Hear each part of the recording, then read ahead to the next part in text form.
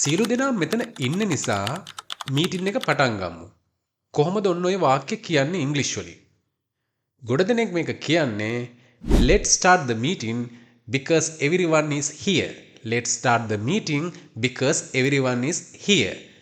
මේ වාක්‍ය බැලු බැල්මටම හරි. හැබැයි මෙතනදී මේ because කියන එක වෙනුවට අපිට මෙතෙන්ට වැඩිපුරම ගැලපෙන්නේ එක්කෝ as කියන එක එහෙම නැත්නම් since කියන එක. ඉතින් ඇයි ඒක එහෙම වෙන්නේ කියන එක සහ මේ because as since කියන වචන තුන අපි මොන මොන අවස්ථාවලදීද භාවිතා කරන්නේ සහ අන්න ඒ වගේ තියෙන වෙනස්කම් ගැන අද අපි පාඩමෙන් කතා කරනවා. ඉතින් අන්තිම වෙනකම් මේ පාඩම බලන්න. මේක ඊටාම වැදගත් පාඩමක්. හරි. මෙන්න මේ වචන වලට ඒ කියන්නේ because as since කියන වචන තුනට සහ මෙන්න මේ වගේ වචන වලට අපි කියනවා conjunctions කියලා. එතකොට මේ conjunctions කියලා කියන්නේ ඉංග්‍රීසි වල වාක්‍ය දෙකක් එකට එකතු කරන වචන වලට. ඉතින් මේ වගේ conjunctions ගොඩ තියෙනවා. අපි අද කතා කරමු මෙන්න මේ තුන ගැන. මේ වචන තුන විශේෂයෙන්ම අපි යොදාගන්නේ result එකක්. ඒ කියන්නේ ප්‍රතිඵලයක් සහ ඒකට තියෙන හේතුව. ඒ කියන්නේ reason එක ගැන කතා කරන වාක්‍යවලදී. ඔයාලට මේක හොඳට තේරෙන්න අපි උදාහරණ අරන් බලමු. ඔහු වේලස්සන නිදිය ගත්තා. කොහොමද මේක කියන්නේ? He slept early. He slept early. ඔහු වේලස්සන නිදිය ගත්තා. මෙන්න මේක result එකක්. එතකොට මේකට හේතුව අපි why කියලා ඇහුවොත් why did he sleep? Why did he sleep? ඇයි ඔහු නිදිය ගත්තේ? අන්න ඒකට හේතුව තමයි because he was tired. Because he was tired.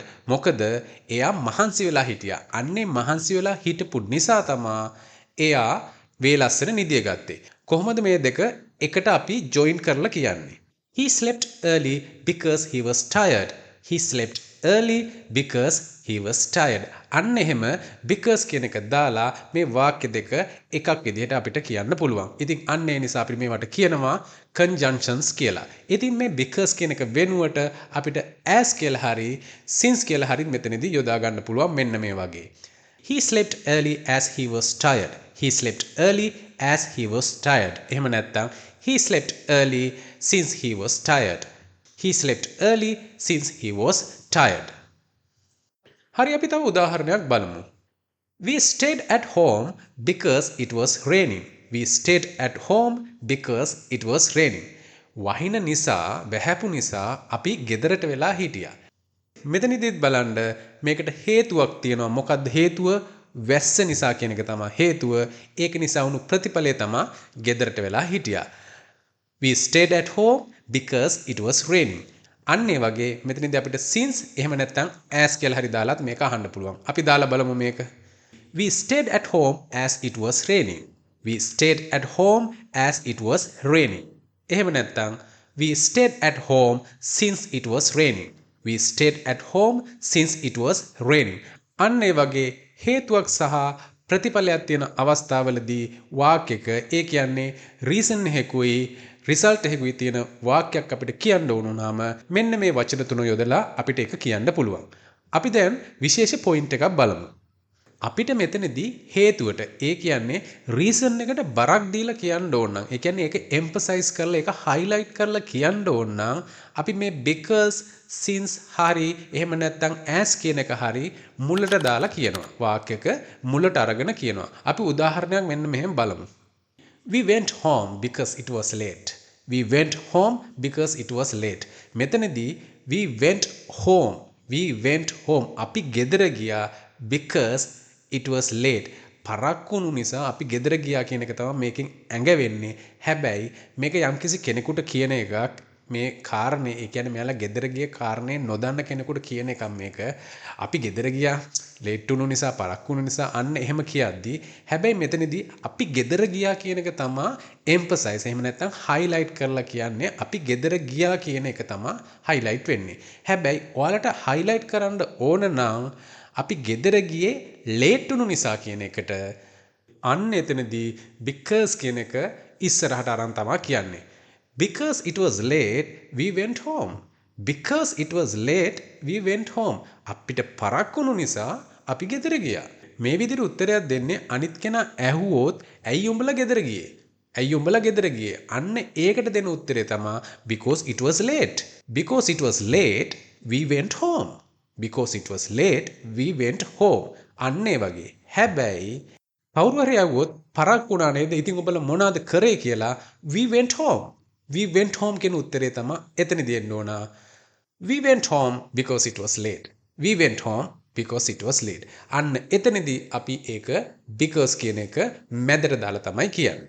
ඉතින් මෙන්න මේ වගේ because කියන එක විතරක් නෙමෙයි as කියන එක හරි since කියන එක හරිත් ඉස්සරහට දාලා අපිට මේ වාක්‍යෙම මේ විදිහට කියන්න පුළුවන්. Since it was late we went home. Since it was late we went home. එහෙම නැත්නම් as it was late we went home. As it was late we went home. ඉතින් මෙතනදී එන අදහසත් අර because කියලා දාන අදහසමයි එතනදී වෙනසක් නැහැ. හරි අපි දැන් මේ පාඩමේ වැදගත්ම කොටස කතා කරමු. අපි මුලින්ම අහුව නේද ප්‍රශ්නයක් සියලු දෙනාම ඉන්න නිසා මීටින් එක පටන් ගමු කියලා. අන්න ඒකට ඔයාලා කොහොමද දැන් උත්තර දෙන්නේ? Let's start the meeting because everyone is here. Let's start the meeting because everyone is here. මෙන්න මෙහෙම තමයි ගොඩ දෙනෙක් මේකට උත්තර දෙන්නේ. හැබැයි මෙතනදී පොඩි ප්‍රශ්නයක් තියෙනවා. මෙතනදී හැමෝම ඉන්න නිසා දැන් මෙතන ඉන්නවා පිරිසක්. ඒ පිරිසේ අපි දන්නවා දැන් මෙතන හැමෝම ඉන්නවා. ඒ කියන්නේ මෙතන හැමෝම ඉන්නවා කියලා අපි මේ වෙද්දි දන්නවා. අන්න ඒ වගේ අවස්ථාවලදී අපි because කියන එක දාන්නේ නැහැ. ඒ වගේ අවස්ථාවලදී අපිට දාන්න පුළුවන් එක්කෝ as එහෙම නැත්නම් since කියලා විතරයි. අපි මේක ඒතර කොහොමද කියන්නේ? Let's start the meeting as everyone is here. එහෙම නැත්නම් let's start the meeting since everyone is here. එහෙම නැත්නම් අපිට මේක මුලට අරනොත් කියන්න පුළුවන් since everyone is here let's start the meeting. එහෙම නැත්නම් as everyone is here let's start the meeting. අන්න ඒ වගේ අපිට මෙන්න මේක කියන්න පුළුවන්. දැන් මම දන්නවා ඔයාලට දැන් මේක ටිකක් පැටලුණා. ඒකට හේතුව ඔයාලා දැන් දන්නේ නැහැ because දාන්න ඕන තැන් සහ නැති තැන්. ඔයාලට එහෙම හිතෙනව නේද? හරි අපි මේක ලේසියෙන් අඳුර ගන්න මම ඔයාලට ක්‍රමයක් කියලා දෙන්නම්.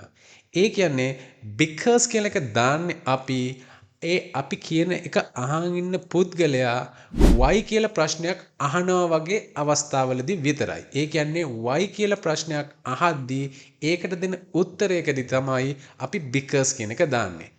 දැන් අර කලින් උදාහරණය බලන්න. ඒ උදාහරණයට අපි උත්තර දුන්නේ ඇයි කියන ප්‍රශ්නෙට. ඇයි ඔයාලා ගෙදර ගියේ? why? ඇයි ඔයාලා ගෙදර ගියේ? because it was late.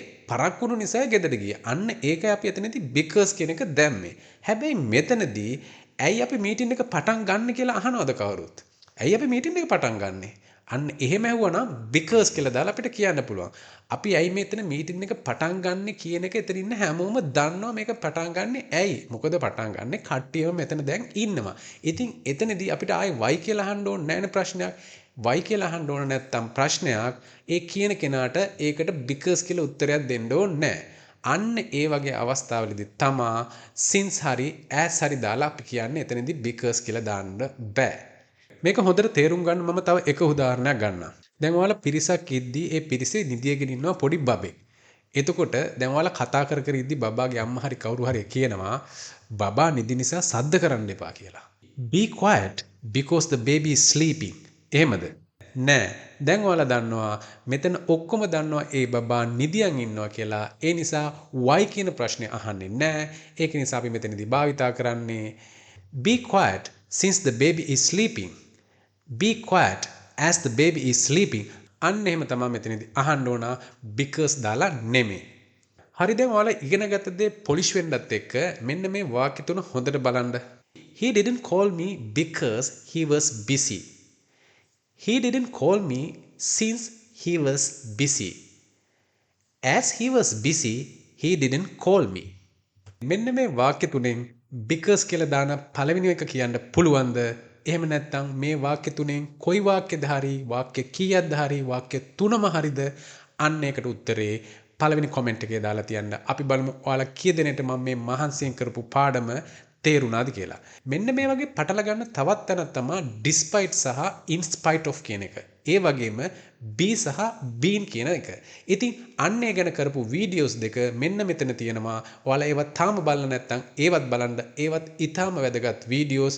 ඔයාලට ගොඩක් දේවල් ඒ වගේ ඉගෙන ගන්න පුළුවන්. එහෙනම් අපි අලුත් පාඩමකින් නැවත හමු වෙනතුරු ඔයාලා හැමෝටම සුබ දවසක්.